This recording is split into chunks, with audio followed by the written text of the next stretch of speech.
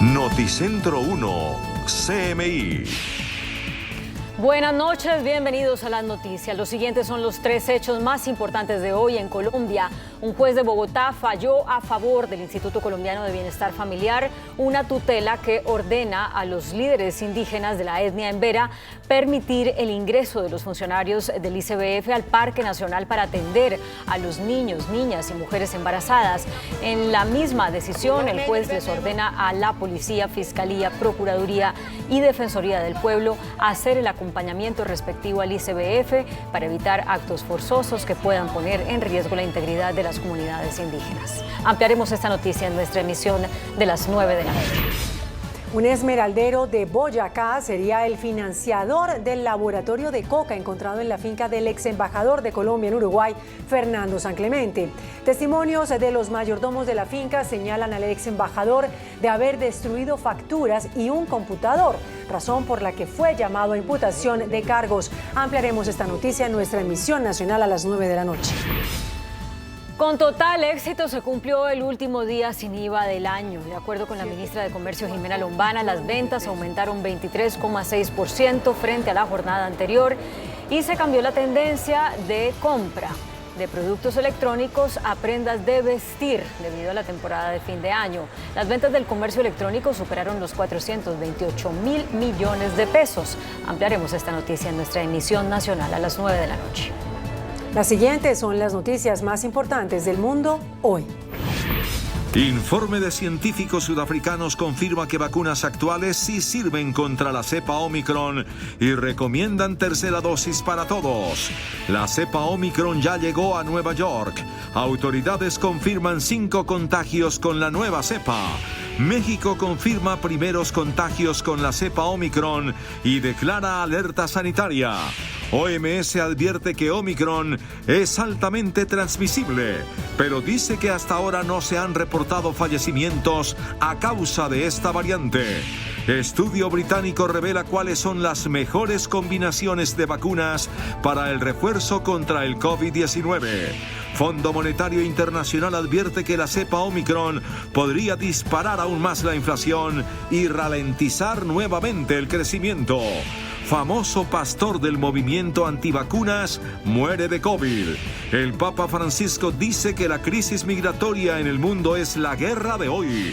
Acusan a padres de joven que protagonizó tiroteo en escuela de Michigan y la policía los busca por todo el estado.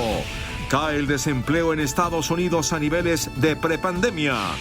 Didi se va a la bolsa de Nueva York y sacude los mercados. Todo listo para las elecciones de los consejos municipales de la juventud. En entrevistas Canal 1 habla el registrador nacional Alex Vega. Con Claudia Palacios y Margarita Ortega. Un grupo de científicos sudafricanos concluyó que las vacunas actuales contra el COVID-19 protegen contra la enfermedad grave provocada por la variante Omicron y, según la investigación, las actuales pruebas PCR permiten detectar si el contagio es con la nueva cepa sin necesidad de realizar una nueva secuencia del genoma del COVID. La variante Omicron, declarada por la Organización Mundial de la Salud como variante de preocupación, es aún investigada por científicos de todo el mundo que aún no han podido determinar cuán peligrosa es o cuál es su verdadera capacidad de propagación. Sin embargo, la Red de Vigilancia del Genoma en Sudáfrica presentó los avances preliminares de su estudio de la nueva cepa y concluyó que este sugiere que las vacunas actuales contra el COVID-19 protegen contra la enfermedad grave causada por Omicron, que puede ser detectado con una prueba PCR sin necesidad de realizar la secuenciación del genoma. Y aunque la investigación logró concluir que la genética de la variante es completamente diferente a la de Delta o de mutaciones anteriores, no saben si el periodo de incubación se mantiene en la media de 5 días que habían comprobado. De hecho, los científicos aún no determinan cuál podría ser la evolución de Omicron. Lo que sí es claro para los expertos es que las vacunas siguen siendo la principal herramienta contra el virus. Además, confirmaron que la transmisibilidad de esta cepa es mayor y pese a que está afectando a pacientes con la pauta completa de inmunización y el riesgo de infección es mayor, las vacunas evitan la hospitalización y los casos graves. Las autoridades de Nueva York confirmaron los primeros 5 contagios con la cepa Omicron y se declararon en alerta sanitaria. Los nuevos casos se suman a los reportados en California, Maryland y Hawái. La gobernadora del estado de Nueva York, Kathy Hochul, confirmó que hay 5 casos positivos de la nueva variante del coronavirus Omicron, convirtiéndose en el 4º estado de Estados Unidos en detectar la variante y elevando el número total de infecciones reportadas en el país a 8. We want people to know that the early cases that have arisen are not life-threatening. They seem to be minor cases, and that is a source of good news for us right now. But in terms of the information we received, literally there are 5 cases identified today in the state of New York. Hochul manifestó que estos nuevos casos no eran motivo para alarmarse. This is not a cause for major alarm. I need to say that because we do not have enough information. We're not having shutdowns. We're not changing our protocols. We are continuing where we are, but making sure that we work in concert together and encourage people to get tested often, get the vaccination. El alcalde de la Gran Manzana, Bill de Blasio, dijo que 4 de los 5 casos confirmados son en la ciudad de Nueva York, en los condados de Brooklyn y Queens. El otro es en el estado de Suffolk, Long Island, la cual fue identificada como una mujer de 67 años con algunos antecedentes de vacunación. Por su parte, México confirmó el primer caso de la nueva variante Omicron en ese país. Se trata de un ciudadano sudafricano de 51 años que estaba vacunado con Pfizer y que actualmente reporta solo síntomas leves. Las autoridades decretaron alerta sanitaria para iniciar procesos especiales de monitoreo. Justo 2 días después de que el presidente Manuel López Obrador se dio un baño de masas en la Plaza del Zócalo de Ciudad de México para celebrar sus 3 años en el cargo ante decenas de miles de seguidores y minimizando el riesgo de la posible llegada de la variante Omicron, México confirmó el primer caso de un infectado con esta cepa en el país. Se trata de un ciudadano sudafricano de 51 años que estaba vacunado con Pfizer y que entró a territorio mexicano el pasado 21 de noviembre. Actualmente se encuentra internado en un hospital privado de Ciudad de México, aunque solo tiene síntomas leves de la enfermedad, está estable y fuera de peligro. Pese a ello, el hombre voluntariamente ha decidido quedarse ingresado en el centro médico para evitar propagar los contagios, mientras las autoridades sanitarias mexicanas hicieron un llamado a la calma. Sao Paulo, la ciudad más poblada de Brasil, canceló sus celebraciones del Año Nuevo para evitar la propagación de Omicron, cuya presencia ya fue confirmada en esta urbe. Con esta, ya son más de 48 las ciudades brasileras que cancelan los carnavales.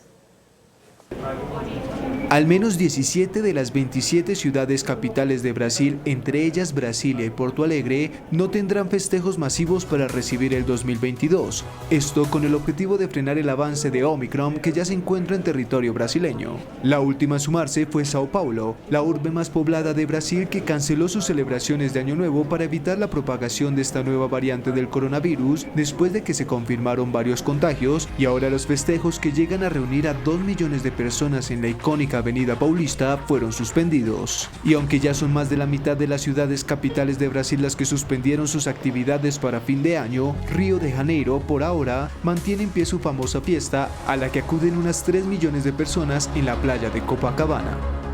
La Organización Mundial de la Salud aseguró que no tiene constancia por ahora de ninguna muerte vinculada a la variante Omicron y advirtió que la clave para controlar la nueva cepa del coronavirus no es prohibir los viajes, sino fomentar la vacunación. El organismo recalcó que aún hay muchas diferencias en los niveles de vacunación entre países ricos y pobres. La variante Omicron ya llegó a Asia, África, América, Medio Oriente y Europa, y a las 7 de las 9 provincias de Sudáfrica, donde se identificó por primera vez, mientras muchas naciones han endurecido sus normas de viaje para impedir la entrada de la variante. We do see an increasing growth rate. We see increasing numbers of Omicron being detected. And right now, the data is, I think, maybe a couple of hours old, but we have reports of Omicron in 38 countries in all 6 WHO regions. And we do see increasing trends in Omicron in South Africa. Y aunque la OMS aseguró que los casos siguen subiendo, pidió una respuesta racional y proporcional frente a esta cepa que está generando el pánico mundial, asegurando que no tiene constancia por ahora de ninguna muerte vinculada a Omicron. Mientras advirtió que la clave para controlar la nueva cepa del coronavirus no es prohibir los viajes, sino fomentar la vacunación. But every country and every community must prepare for new surges in cases. The positive news in all this is that none of the information we have currently about Omicron suggests we need to change the directions of our response. El organismo considera que estas restricciones de viaje sirven para ganar tiempo, pero por sí solas no son la respuesta. Además, instó a los países a aumentar su capacidad de atención sanitaria y completar la inmunización de los grupos más vulnerables, mientras reiteró la importancia de mantener las medidas preventivas como el uso de tapabocas y el distanciamiento social. Un estudio realizado en Reino Unido, publicado por la revista The Lancet, determinaría las combinaciones de biológicos que generan mayor protección. El análisis estuvo basado en 7 marcas diferentes de vacunas: Oxford, AstraZeneca, Pfizer-BioNTech, Novavax, Johnson & Johnson, Moderna, Valneva y CureVac como terceras dosis. Un estudio de la Universidad de Southampton de Inglaterra, publicado en la revista médica The Lancet, hizo pruebas en casi 3.000 adultos, a quienes se les aplicaron dosis de refuerzo unos 3 meses después de la segunda dosis de AstraZeneca o Pfizer, para determinar las combinaciones de biológicos que generan mayor protección. En primera instancia, los hallazgos confirman que es seguro y eficaz recibir un chuzón adicional y funciona bien con todas las vacunas evaluadas. If you use the vaccine, 6 of the vaccines that we studied in this trial, you get a very good immune response that involves the antibodies, which is the part of the immune system that provides direct protection now against COVID-19. En segunda instancia, los científicos concluyeron que, aunque todas las vacunas tienen gran efectividad, las que funcionan con ARN mensajero, como lo son Moderna y Pfizer, son las mejores para las inyecciones de refuerzo. Seem to provide a more broad response against multiple variants and might help us protect against variants in the terms of our memory or longer term immunity. De igual manera, informaron que estas vacunas responden muy bien ante las variantes alfa, delta y la cepa original. Por lo tanto, los científicos esperan que haya la misma respuesta frente al Omicron. We are hopeful and expectant that actually the current vaccines, especially when boosted, will provide a broad protection that will include variants, even Omicron, we hope. El objetivo es garantizar un esquema de vacunación a nivel nacional para aplicar el refuerzo ante la aparición de la nueva variante. La nueva variante Omicron del coronavirus podría desacelerar la recuperación económica mundial que comenzó tras el primer año de la pandemia. Así lo aseguró la directora gerente del Fondo Monetario Internacional, Kristalina Georgieva. La directora del FMI también advirtió que el mundo podría ver un nuevo impulso de la inflación. El FMI advirtió que el resurgimiento de la pandemia del COVID-19 y la última variante Omicron han aumentado drásticamente la incertidumbre en torno a las perspectivas económicas mundiales y es probable que la inflación sea más alta durante más tiempo de lo que se pensaba. New variant that may spread very rapidly can dent confidence, and in that sense we are likely to see some downgrades of our October projections for global growth. Desde octubre, el FMI ya había dejado de entender que el crecimiento podría ser menos sostenido de lo esperado por causa de los cuellos de botella en las cadenas de producción, lo cual empuja la inflación en todo el mundo. Even before the arrival of this new variant, we were concerned that the recovery, while it continues, is losing somewhat momentum. Why? Because of slowdown in the 2 countries that are engines for growth, in the US and in China. Además, afirman que el aumento de los precios de la energía y los alimentos ha provocado una mayor inflación en muchos países y estos factores globales pueden seguir incrementando la inflación en 2022, especialmente los altos precios de los alimentos básicos.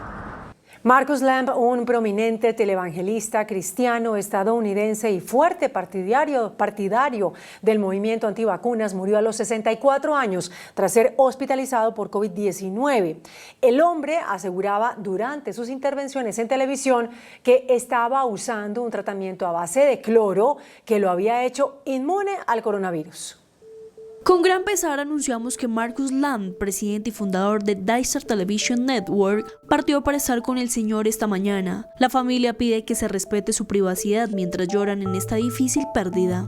De esta manera, la cadena de televisión conservadora Daystar Television Network anunció la muerte de Marcus Lamb, un prominente televangelista reconocido por oponerse abiertamente a las vacunas contra el coronavirus, quien murió a los 64 años después de contraer la enfermedad y, según Johnny, su esposa, Lam sufría de diabetes, enfermedad que siempre tuvo bajo control según la mujer, que no descartó que esta condición preexistente podría haber sido una de las causas en el grave deterioro de su condición después de que sus niveles de oxígeno bajaron. La familia Lamb y la cadena Daystar han hecho declaraciones controvertidas sobre el COVID-19 y son cuestionados por ofrecer una gran cantidad de información errónea sobre la pandemia, calificando las vacunas de crisis oculta e insinuando una verdad peligrosa sobre su eficacia y propósito. Al cerrar su visita a Chipre y luego de realizar una multitudinaria misa antes de partir hacia la isla Lesbos en Grecia, el Papa Francisco aseguró que la crisis migratoria es la guerra de hoy en el mundo y llamó a los líderes del planeta a no permitir que se siga deshumanizando esta situación. El Papa Francisco celebró en el segundo día de su visita a Chipre una misa en el estadio GSP de Nicosia, en la que participaron miles de fieles, sobre todo trabajadores migrantes llegados de Filipinas, Polonia y varios países africanos, que son quienes conforman la comunidad católica en este país de mayoría ortodoxa. En su homilía, el Papa Francisco relacionó las divisiones entre los pueblos con la ceguera de quienes piden a Jesús la curación en el Evangelio.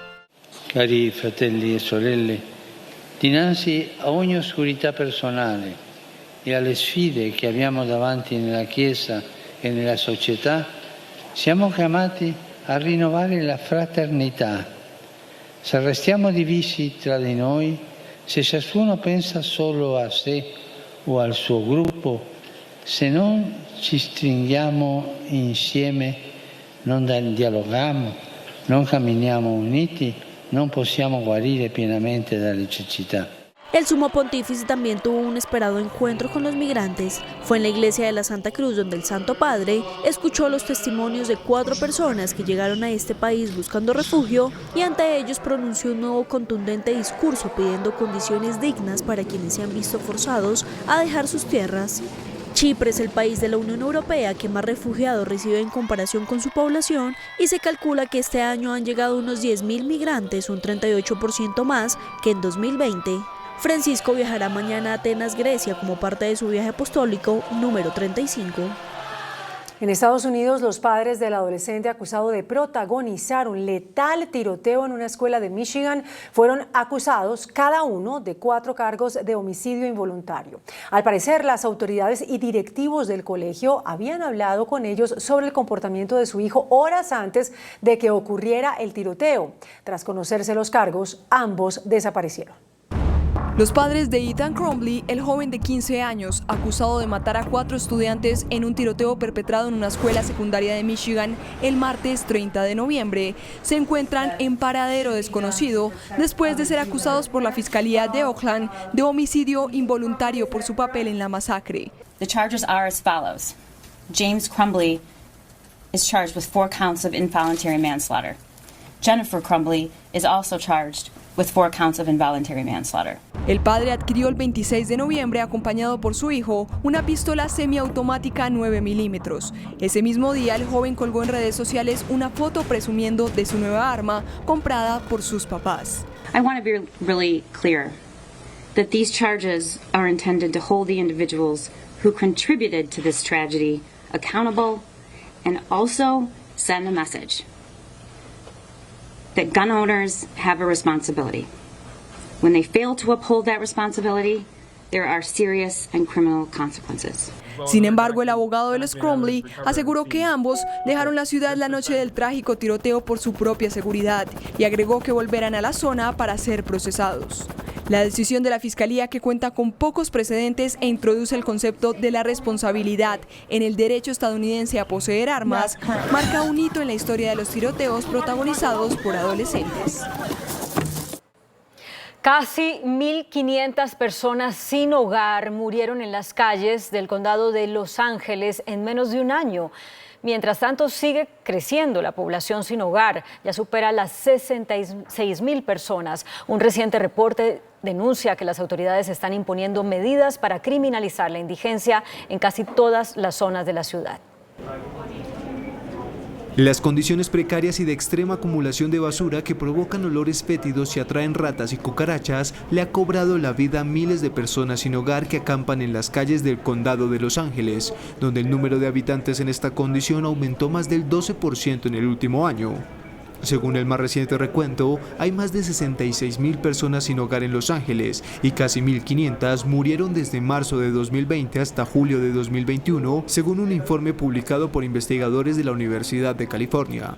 Entre las muertes, la cantidad de afrodescendientes representó el 25%, aunque este grupo solo representa el 8% de la población total del condado.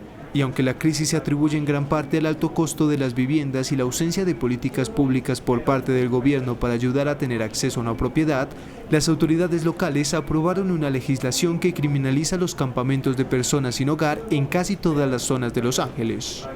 El Congreso de Estados Unidos evitó el cierre del gobierno federal apenas unas horas antes de la fecha límite para la aprobación de un presupuesto provisional, el cual recibió luz verde gracias a un acuerdo bipartidista.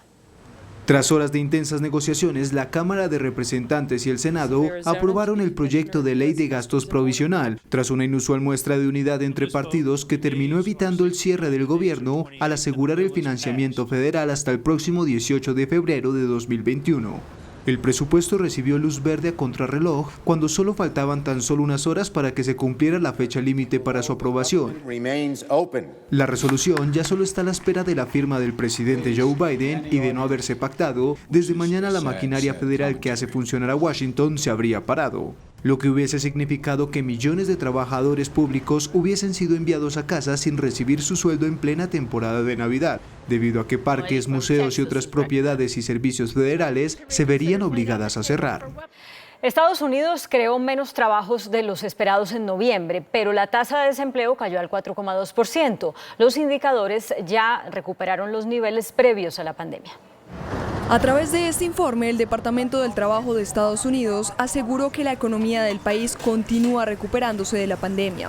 La tasa de desempleo cayó 4 décimas en noviembre con respecto a la del mes anterior y se sitúa en el 4,2%, la primera vez que se ubica por debajo de la registrada en marzo de 2020, coincidiendo con el inicio de la pandemia. La economía todavía debe recuperar casi 4 millones de puestos de trabajo para volver al nivel previo a la pandemia, pero los datos ofrecen signos de mejora en el mercado laboral. El número de desempleados se redujo en 542,000 para ubicarse en 6,9 millones de personas, lejos de los 5,7 millones antes de la pandemia. No obstante, la creación de empleo fue menor a la esperada y se quedó en 210,000 nuevos puestos de trabajo, frente a las previsiones de la mayoría de analistas que se generarían más de 500,000 empleos. La justicia española rechazó el recurso de súplica interpuesto por el ex jefe de inteligencia venezolano Hugo El Pollo Carvajal, quien ya no tiene más instancias legales para evitar su extradición a los Estados Unidos. En una decisión contra la que no cabe recurso de apelación, la Audiencia Nacional de España reafirmó que son suficientes las garantías ofrecidas por los Estados Unidos sobre la condena que se le puede imponer a Hugo El Pollo Carvajal, el ex jefe de la inteligencia venezolana que desde 2019 intenta evitar que la justicia española lo extradite a territorio estadounidense, donde es acusado de tráfico de drogas, blanqueo de capitales y colaboración con la guerrilla colombiana de las FARC.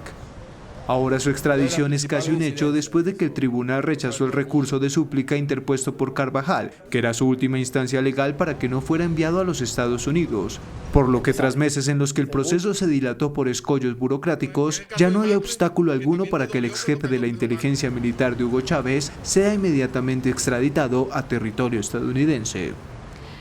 El gobierno de Nicolás Maduro expulsó a la misión de observadores electorales de la Unión Europea. Tendrán que abandonar la nación petrolera este fin de semana, mucho antes de la salida que tenían programada, que era para el 13 de diciembre.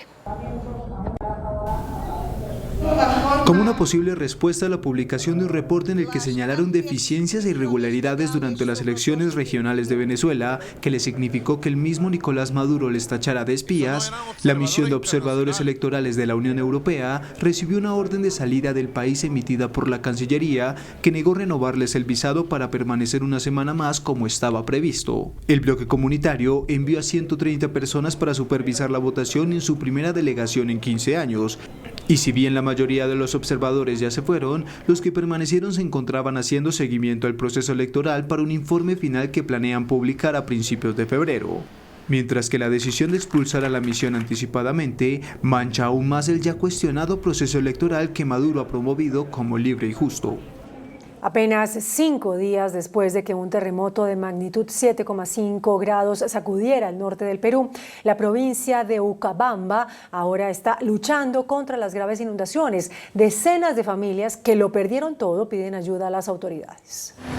Apenas unos días de que un terremoto de magnitud 7,5 sacudiera el norte de Perú, la provincia de Utcubamba ahora está luchando contra las inundaciones. Con la ayuda de agentes de policía, los residentes rescataron lo que pudieron de sus hogares y sacaron sus pertenencias a las calles embarradas. El alcalde de la provincia, Alan García, llegó hasta la zona en helicóptero policial para entregar ayudas a los más afectados. En este momento estamos cargando el helicóptero para ir al lugar de los hechos y poder dotarles de un poco de alimento a esta población que ha perdido todo. Al menos unas 70 viviendas han sido afectadas por el desbordamiento del río Utcubamba. La gigante tecnológica asiática Didi, conocida como el Uber chino, anunció hoy sus planes de retirarse de la bolsa de Nueva York y dijo que prepara una nueva oferta de acciones, pero en el mercado de Hong Kong, esto tras varios meses de detenciones con las autoridades chinas por cuenta de su debut en Wall Street. La tecnológica Didi, conocida como el Uber chino, anunció sus planes de retirarse de la bolsa de Nueva York y de preparar una nueva oferta de acciones en Hong Kong tras meses de tensiones con las autoridades chinas a cuenta de su debut en Wall Street. En un comunicado publicado en su página web, la compañía asegura que su directiva ha aprobado la decisión y que convocará más adelante una junta de accionistas para que voten esta propuesta y la que contempla que los títulos retirados de la bolsa neoyorquina sean convertibles a acciones libremente negociables de la compañía en otro mercado de valores reconocido a nivel internacional. La Junta también autorizó a iniciar los procesos necesarios para optar a otra salida a bolsa, esta vez en Hong Kong, mercado al que han acudido varias grandes tecnológicas chinas como Baidu o Trip.com, ante los temores de que Estados Unidos tome medidas como su exclusión de los mercados de valores del país norteamericano. Noticentro 1, CMI.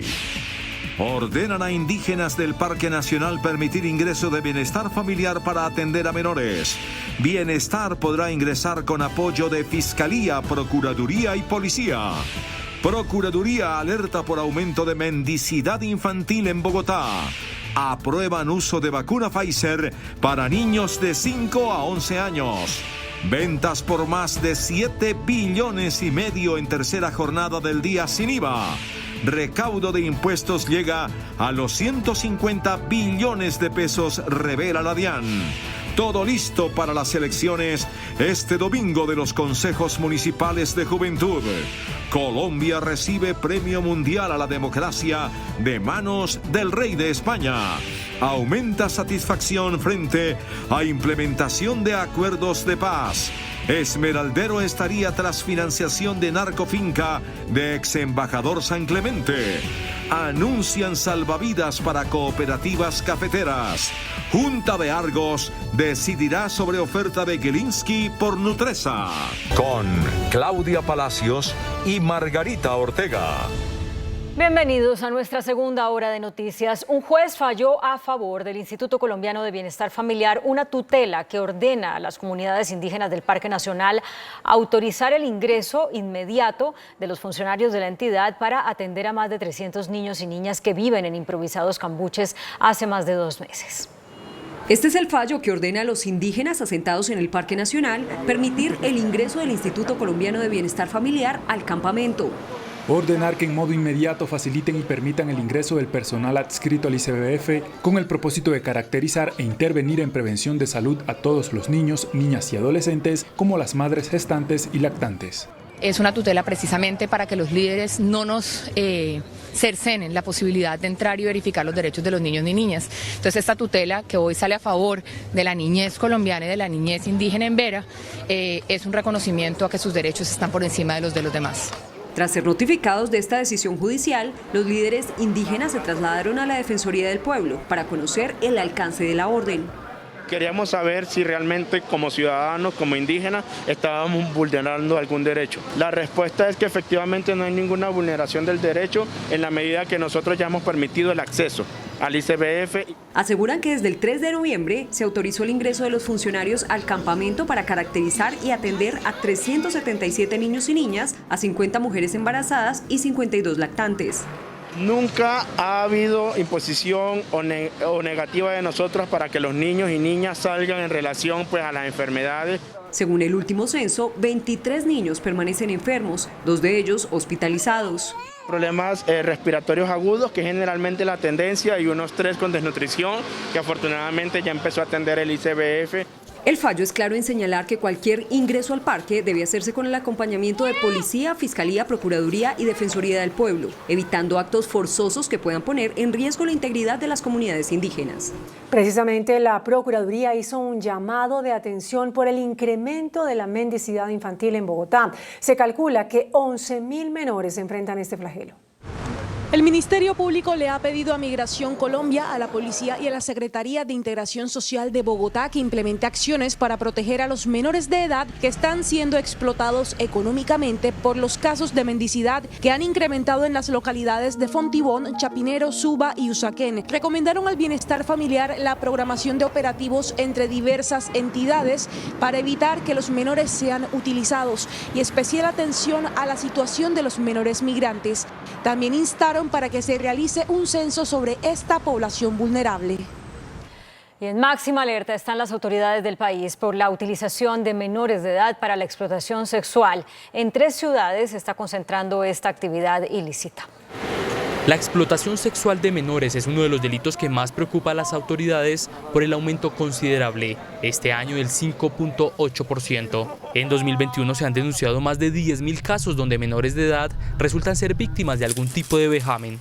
Hemos encontrado niños, niñas y adolescentes extranjeros, de nacionalidad extranjera, en los cuales las familias pues son familias quizás disfuncionales, familias de escasos recursos. Bogotá, Medellín y Cartagena es donde más menores de edad se rescatan, específicamente de clubes nocturnos y establecimientos de lenocinio. En este momento en la ciudad de Bogotá, la localidad de Mártires, específicamente el barrio Santa Fe, que es considerado como una zona de tolerancia, es uno de los lugares de mayor afectación y en estos lugares precisamente es donde se han llevado a cabo estas investigaciones. Lo más preocupante es que la mayoría de casos no son denunciados, pues muchos menores ejercen la prostitución en centros clandestinos, lo que hace suponer que la cifra puede ser mucho mayor. En otras noticias, el INVIMA dio el visto bueno para vacunar con dosis de Pfizer a menores de 5 a 11 años. A través de esta resolución, el INVIMA autorizó el uso de vacunas de Pfizer en niños a partir de los 5 años de edad. La resolución establece la inmunización activa para prevenir la enfermedad del COVID-19 en personas de 5 años y mayores y señala que se debe administrar por vía intramuscular en un esquema de 2 dosis separadas entre sí por 3 semanas. El documento compromete a Pfizer a llegar información que soporte el análisis de eficacia del 90% de esta vacuna. La medida permitirá ampliar el espectro de vacunación. Nadie está seguro hasta que todos estemos seguros. Se espera que próximamente el Ministerio de Salud expida el acto administrativo que permita iniciar la vacunación contra el COVID-19 de los niños a partir de los 5 años con las vacunas de Pfizer. Juan Armando Rojas, Noticentro 1 CMI. Bogotá autorizó la aplicación de la dosis de refuerzo para personas mayores de 18 años en todos los puntos de inmunización. La ciudad además le apuesta a vacunar al 90% de la población este fin de semana, por lo que aumentó a 62 el número de centros de atención. A partir de este viernes se autorizó la aplicación de la tercera dosis para mayores de 18 años en Bogotá, cuya segunda dosis se la aplicaron hace más de 4 meses para que se pongan su refuerzo. Ante la inminente llegada de Omicron al país, el secretario insistió en exigir PCR negativa en el aeropuerto El Dorado. El PCR lo que determina son personas que tienen el virus consigo, que lo están expulsando por la respiración. Entonces la disminución del riesgo de transmisión tiene todo el sentido. Bogotá le apuesta a vacunar al 90% de la población este fin de semana.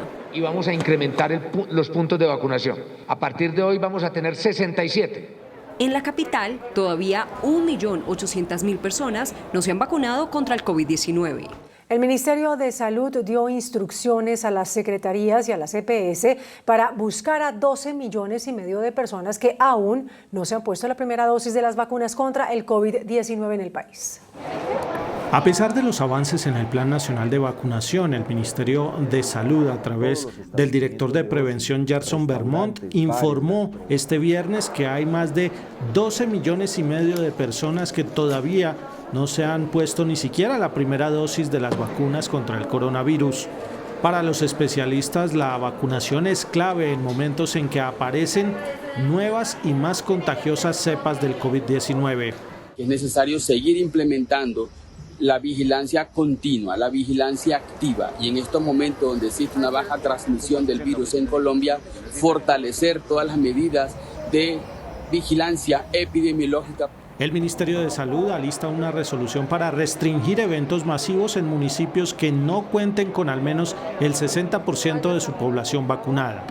Noticentro 1 CMI acompañó a un equipo de vacunación contra el COVID-19 en lo profundo de la selva chocuana. Más de 4,000 biológicos ya han sido aplicados en zonas rojas y de difícil acceso. Río Atrato, el equipo de vacunadores de la Cruz Roja se alista para salir a lo profundo de la selva. Complementan al Estado en su misión de vacunar contra la COVID-19. Son mujeres que básicamente lo han dejado casi todo por servir a los otros. Llegar a las partes donde no son muy lejanas y queda muy difícil la vacunación. En las zonas rojas son las únicas que en medio del conflicto son bienvenidas. Letreros que avisan en qué tierra están no detienen su labor. Ya son más de 4,000 dosis de vacunas contra la COVID-19 las que ha aplicado este equipo de la Cruz Roja colombiana. Primero estuvieron en el Guainía, en Buenaventura, y ahora aquí en el Chocó, atendiendo esencialmente a las comunidades afro, a los indígenas y a los migrantes venezolanos. Nosotros, en el marco de nuestra neutralidad, imparcialidad e independencia, estamos donde exista sufrimiento y aliviamos el sufrimiento de estas comunidades.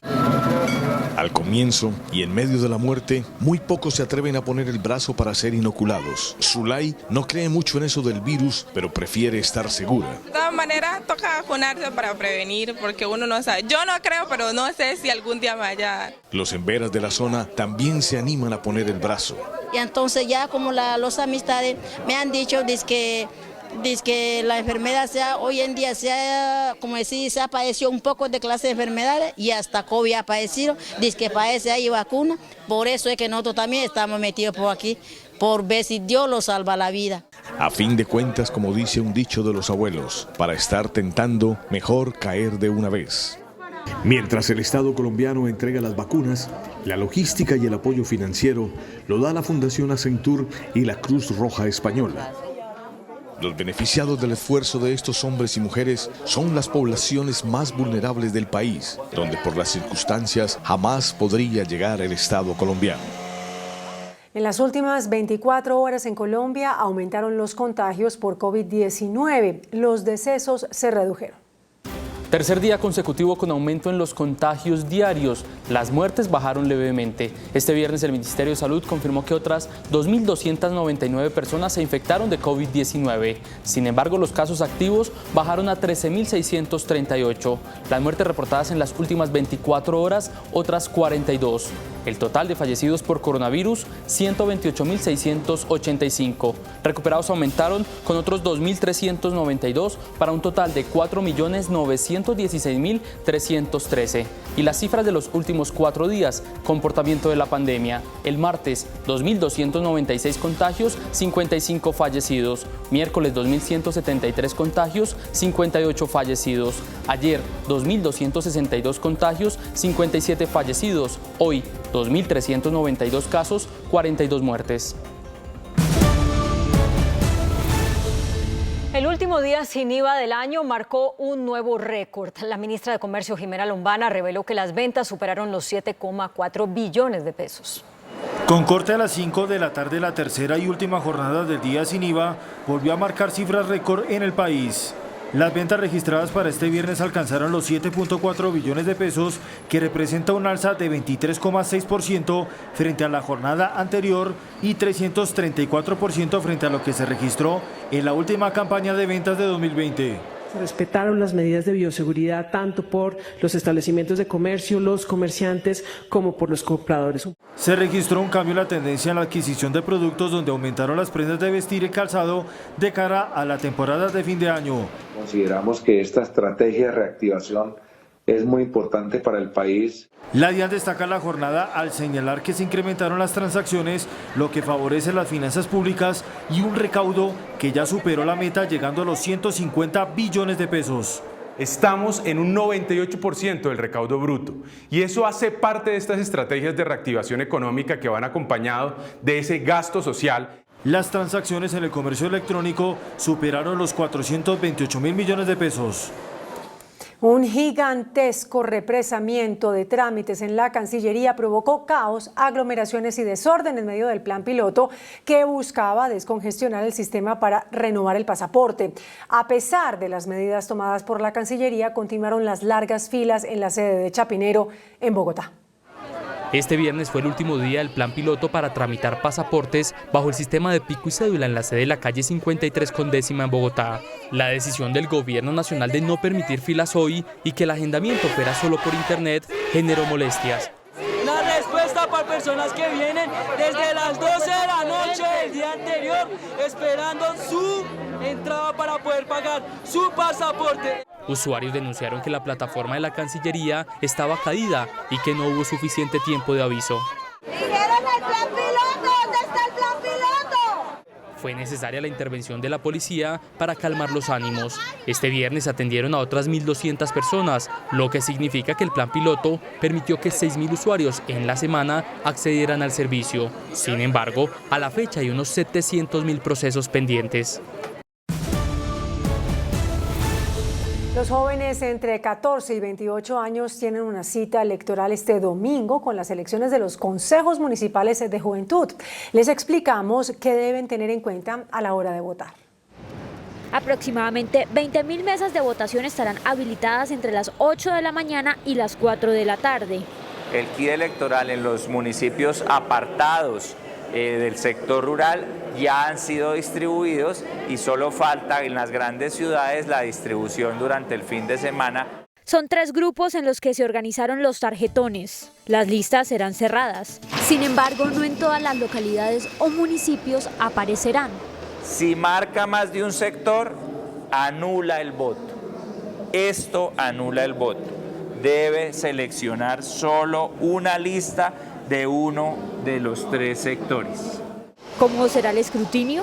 Dependiendo la población de las localidades o municipios, los consejos estarán conformados por 7, 13 o 17 curules. Y dependiendo el número de sectores inscritos en cada municipio, se aplicará una fórmula electoral. En aquellos donde se inscriban 3, se aplicará la conocida cifra repartidora. Y en aquello donde se inscriban 2 o menos, se aplicará la fórmula de cociente y residuo. Comunidades indígenas y víctimas del conflicto tendrán curules especiales. Recuerde llevar su documento de identidad. Es falso que se vaya a exigir el carnet de vacunación. Recuerde que puede revisar las listas y los candidatos en la página web de la registraduría. También es importante que usted revise si quedó elegido jurado de votación. El rey de España, Felipe VI, hizo un alto elogio de la democracia colombiana al entregarle el Premio Mundial de Paz y Libertad al presidente Iván Duque. El monarca expresó que es un reconocimiento a un país que ha defendido los valores democráticos y el Estado de Derecho a pesar de las dificultades. Al participar en la clausura de la Asamblea de la Asociación Mundial de Juristas en Barranquilla, Su Majestad el Rey de España expresó hoy sus felicitaciones a la democracia colombiana por la distinción que hizo esa institución en reconocimiento al compromiso de los colombianos en la defensa de las libertades. El rey entregó el trofeo al presidente Duque en representación del pueblo colombiano. La democracia colombiana, que se ha mantenido con firmeza pese a los muchos riesgos a los que ha tenido que hacer frente durante tantos años, va a sentirse reconocida, confortada y alentada, estoy seguro, por esta importante distinción. El presidente Iván Duque, al recibir de manos del rey de España el reconocimiento de la Asociación Mundial de Juristas, aseguró que el legado de Simón Bolívar es el respeto a las libertades y al Estado de Derecho. Muchos lo han tratado de desfigurar y lo han tratado de manosear y manipular para ponerlo al servicio de las dictaduras. Bolívar no le pertenece a aquellos que están oprimiendo al pueblo. Duque recalcó que Colombia seguirá siendo un faro en el continente en defensa de la libertad que nadie le podrá arrebatar. Nunca tendrán cabida en este país los discursos de la demagogia y del populismo ramplón, ni los que son ahora áulicos del socialismo del siglo XXI. Duque le ofreció al rey Felipe VI el apoyo y la colaboración de Colombia para que España siga unida, es decir, se opone a la independencia de Cataluña. La satisfacción de los colombianos con la implementación del acuerdo de paz aumentó de 38 a 48%, según un informe de Naciones Unidas y la Universidad de los Andes. El Programa de Naciones Unidas para el Desarrollo y la Universidad de los Andes encuestaron a 11.000 habitantes de los 72 municipios donde se están implementando los acuerdos de paz. El 48% de los encuestados dijo estar satisfecho o muy satisfecho con la implementación de la paz. El año pasado solo el 38% evidenció algún grado de satisfacción. La percepción de los habitantes de las 16 zonas de posconflicto frente a la implementación de la paz mejoró en Meta, Guaviare, Arauca y Antioquia y se deterioró en Nariño, Cauca y norte de Santander. La mitad de los encuestados espera la privación de la libertad de los responsables de crímenes en el conflicto. El 85% de los encuestados considera que la sustitución voluntaria sería una herramienta deseable contra los cultivos de coca, pero solo el 25% respondió que ese proceso va por buen camino. El porcentaje de encuestados que considera que las condiciones de seguridad para su comunidad han empeorado pasó de 33 a 41%. En este aspecto, el informe coincide con otros reportes de organismos internacionales que han alertado sobre el deterioro de las condiciones de seguridad y orden público en el país. Noticentro 1 CMI conoció que testigos le aseguraron a la Fiscalía que el laboratorio para el procesamiento de cocaína que funcionaba en la finca del ex embajador de Colombia en Uruguay, Fernando San Clemente, era financiado por un esmeraldero de Boyacá. Un esmeraldero de Boyacá llamado Julio Lozano sería el financiador del laboratorio para el procesamiento de coca hallado en la finca Aras de San Fernando, en el municipio de Huasca, Cundinamarca, y cuyo propietario es el ex embajador de Colombia en Uruguay, Fernando San Clemente. Según testificaron los mayordomos de la finca, el esmeraldero tenía garantizada la ruta para sacar la cocaína hacia España. Los chocados, como se hacía llamar el grupo que manejaba el laboratorio, habrían procesado al menos 248 kilos de coca en la finca de San Clemente. Los mayordomos acusan al ex embajador San Clemente de haber destruido pruebas después del hallazgo de este laboratorio. Las tierras se arrendaban con la autorización del señor Fernando San Clemente. Yo le comenté que si arrendaba el lote en el cual hicieron el laboratorio y me autorizó para hacerlo. El pago de ese arriendo y todas las facturas de las compras que se hicieron con ese arriendo estaban en la contabilidad que San Clemente quemó. El señor San Clemente sabía que yo tenía fotos y archivos en el computador que quemó. Por su parte, la defensa del ex embajador niega estos señalamientos y presentará como prueba el acta del CTI de la Fiscalía, elaborada el día del allanamiento de la finca y en la que se menciona que se inspeccionó todo el lugar y se hizo la recaudación de todas las pruebas que se encontraban allí. A pesar de que el fiscal general Francisco Barbosa le cerró la puerta a una negociación con Carlos Matos, el empresario insistirá en un preacuerdo. El empresario Carlos Matos, procesado por el caso Hyundai, insistirá en negociar un principio de oportunidad con la Fiscalía, a pesar de la negativa del fiscal general Francisco Barbosa. Yo creo que el señor fiscal tiene que reflexionar que al final aquí lo que interesa es que las cosas salgan bien, pero también con economía procesal. Con ese objetivo llegarán nuevos actores para fortalecer la defensa de Carlos Matos. Yo seguiré ocupándome, pues digamos, del tema de la pelea, de ir a las audiencias, de argumentar todavía la inocencia de Carlos. Entró a la defensa el doctor Alejandro Sánchez, quien es el que va a tratar de mantener vivos esos canales de comunicación para buscar una terminación anticipada del proceso. 2 líderes de la comunidad afro habrían sido secuestrados en Buenaventura en las últimas horas. Mediante este comunicado, el Proceso de Comunidades Negras de Colombia y el Consejo Nacional de Paz Afrocolombiano denunciaron la desaparición de dos de sus líderes, Avencio Caicedo y Edinson Valencia García. Indican que ellos salieron de su lugar de residencia en el corregimiento de Yurumangui, zona rural de Buenaventura, y hasta el momento no se tiene información de ellos. Se presume que presuntamente han sido retenidos en contra de su voluntad por uno de estos grupos que operan al margen de la ley. Una vez conocida la denuncia del caso, se iniciaron los operativos de búsqueda y rescate de estas personas. El personero de Buenaventura indicó que hasta el momento la familia no se ha acercado a instaurar la denuncia ante la Fiscalía por temor a represalias. La Corte Constitucional no aclarará su más reciente fallo sobre la eutanasia, como lo pedía el Ministerio de Salud. Por abiertamente improcedente, la Corte Constitucional rechazó la solicitud de aclaración que elevó el Ministerio de Salud sobre el fallo que el pasado mes de julio extendió la eutanasia o el derecho a morir dignamente a los pacientes no terminales en Colombia. El Ministerio había expresado su preocupación, pues advertía que el fallo era ambiguo y permitía que cualquier colombiano con sufrimientos pudiera solicitar la eutanasia. La Corte rechazó esta ambigüedad y respondió que para la eutanasia no es necesario ni válido exigir desde la adopción de esta decisión constitucional un requisito o condición de terminalidad o pronóstico de muerte próxima. La Asociación Nacional de Medios de Comunicación y la Asociación Colombiana de Medios de Información advirtieron sobre un posible mico en la ley anticorrupción. Según la denuncia, en la ponencia para el segundo debate del proyecto de ley anticorrupción fue incluido un artículo que pone en riesgo la garantía del ejercicio de la libertad de prensa, la libertad de expresión y el derecho a la información de los colombianos, porque pretende castigar la injuria y calumnia contra funcionarios o exfuncionarios públicos, y con esto se estaría buscando crear un tipo de blindaje penal para funcionarios y exfuncionarios y sus familias. La senadora María Fernanda Cabal rechazó que su partido, el Centro Democrático, seleccione a Miguel Uribe Turbay para encabezar la lista de esa colectividad al Senado. No obstante, dijo que ella estará en esa lista, sea con el número 10 o con el número 100. María Fernanda Cabal dice que no pidió la cabeza de lista, que fueron sus compañeros en la contienda por la elección del candidato presidencial del Centro Democrático. Ella y distintas voces del partido cuestionan que sea Miguel Uribe Turbay.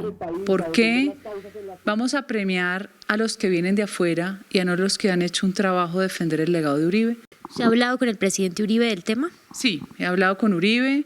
En principio él estaba reticente, después vi que tuvo una posición más favorable, pero finalmente ya llegó a esa decisión. Entonces no sé si hay algún otro compromiso. En todo caso, Cabal anunció que estará en la lista del Centro Democrático al Senado. Si no tengo la cabeza, aspiraría o al último, que es el 100, o al número 10, que es el que tuve la vez pasada. Por su parte, Miguel Uribe Turbay dijo que está listo para participar. Después de la invitación que ayer le hizo la coalición Centro Esperanza para que encabece la lista al Senado, Humberto de la Calle respondió que no descarta ser candidato. Sin embargo, en la carta con la que dio su respuesta, pidió unidad de listas de esa coalición. Esto a propósito de la decisión del nuevo liberalismo de llevar una lista independiente. De la Calle argumenta que listas separadas terminarán compitiendo entre ellas. Avanza en el Congreso de la República el recorte del receso legislativo. En séptimo debate fue aprobada esta iniciativa del representante Gabriel Santos, que busca que los legisladores inicien sesiones en febrero y no en marzo, como ocurre en la actualidad. Al proyecto le falta un debate final en la plenaria del Senado. A partir de esta medianoche sube 200 pesos el precio del galón de gasolina en el país. De acuerdo con el Ministerio de Minas, el precio promedio del galón de gasolina corriente será de 8.871 pesos. Por su parte, el ACPM tendrá un alza de 180 pesos. El ministro de Hacienda, José Manuel Restrepo, anunció medidas para salvaguardar de la crisis financiera a las cooperativas de café. La situación financiera de las cooperativas de café ya es una preocupación del gobierno nacional, que anunció la creación de una mesa técnica de varias entidades del Estado, respaldo a través del Fondo de Garantías y líneas de crédito a través del Banco Agrario, entre las alternativas. La situación de los contratos futuros son factores que ponen en vilo la economía de las 24 cooperativas más importantes en materia de comercialización de café. Garantizar la solvencia de las entidades de economía solidaria, porque son el principal instrumento del Fondo Nacional del Café para llevar la garantía de compra a todas las zonas cafeteras. El pronunciamiento fue hecho durante la clausura del Congreso Nacional Cafetero. Durante la asamblea que tuvo la representación del 83% de sus accionistas, el Grupo Argos dio autorización plena a la Junta Directiva para deliberar sobre la oferta de adquisición pública de acciones de Nutresa hecha por el Grupo Gilinski. Según el comunicado de la compañía, serán 5 miembros de Junta quienes tomarán decisiones. Por transparencia y gobierno corporativo, los presidentes de Grupo Sura y de Grupo Nutresa no participarán en la sesión de Junta Directiva. El ministro del Trabajo, Ángel Custodio Cabrera, instaló la mesa de concertación que busca acordar el ajuste de salarios para el 2022. Hoy quedó definida la agenda de la negociación. El cronograma para la negociación del salario mínimo que regirá en Colombia en el año 2022 establece que el 10 de diciembre se conocerán las cifras de productividad. El 13 de este mes habrá un foro con expertos y los días 14 y 15 de diciembre se llevará a cabo la deliberación entre empresarios y trabajadores. El día 14 se inicia las deliberaciones. Esperemos entre 14 y 15 tener una respuesta frente al futuro del salario mínimo para el año 2022. Trascendió que la petición de ajuste salarial de las centrales obreras estará por encima del 10%. Un incremento jugoso para los trabajadores colombianos para que recuperen el poder adquisitivo que han perdido. El índice de capitalización de la bolsa, que mide el comportamiento de las 20 principales acciones, cerró a la baja. El informe bursátil. El índice selectivo MSCI Colcap de la Bolsa de Valores de Colombia bajó 0,62% a 1.431 puntos. La acción de Acerías Paz del Río fue la que más subió, con una valorización de 27,18% a 13 pesos con 99 centavos. La acción de Enca fue la que más bajó, con una pérdida de 5,41% a 21 pesos. La acción más negociada de la jornada fue la de Preferencial Bancolombia, al movilizar más de 34.000 millones de pesos, con una variación negativa de 1,29% a 34.550 pesos. Justo y Bueno y 100 proveedores buscan un acuerdo para lograr el salvamento de la compañía. De acuerdo con Nicolás Polanía, apoderado especial, los proveedores que respalden el proceso de reorganización podrán ser accionistas y parte de las tiendas Justo y Bueno en el país. Se garantiza el funcionamiento de 1.100 establecimientos y la protección a 20.000 empleos. La Sociedad de Activos Especiales vendió la totalidad de su participación accionaria en la Tripla a la ciudad de Barranquilla. Indicadores económicos en Noticentro 1 CMI. La tasa representativa del mercado que regirá hasta el próximo lunes será de 3.948 pesos con 33 centavos. Los profesionales del cambio compran la divisa en promedio entre 1.780 pesos y la venden entre 1.830 pesos. Un euro cuesta 4.488 pesos. La libra de café en Nueva York se cotizó a $2.44. El azúcar se transó en 18,79 centavos de dólar la libra. El barril de petróleo WTI se cotizó en $66.27 centavos. La referencia Brent para Colombia se cotizó en $69.91 centavos. Una acción de Ecopetrol cuesta 2.661 pesos.